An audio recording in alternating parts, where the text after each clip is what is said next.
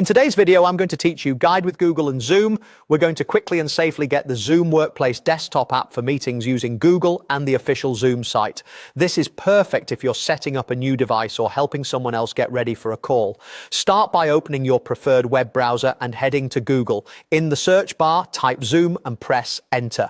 You'll see a mix of ads and organic results. To stay secure, look for the official domain before you click. The main product site is typically zoom.us and the help center and downloads live on support.zoom.com.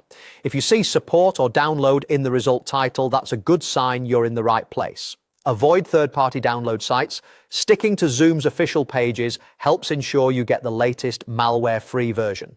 Once you're on Zoom's support site, look for the download center. The link is usually labeled Download Installers. This area centralizes all of Zoom's official installers for different platforms. It's where you'll find the desktop app for meetings, plus optional tools like plugins and extensions.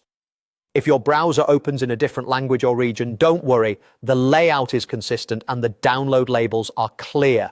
Next, find and click Zoom Workplace Desktop App for Meetings, 64-bit. This is the primary desktop client that most people use to join and host meetings. The 64-bit label indicates it's optimized for modern Windows systems, which the vast majority of devices run today.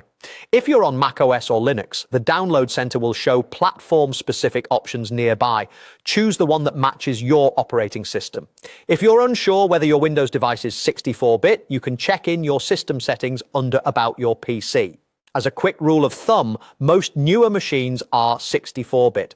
After you click the 64-bit desktop app link, your browser should begin downloading the installer automatically. If prompted, confirm the download and choose a familiar location, like your Downloads folder. When it finishes, you'll see a file with Zoom in the name. It's a good practice to verify that the publisher is Zoom Video Communications Inc.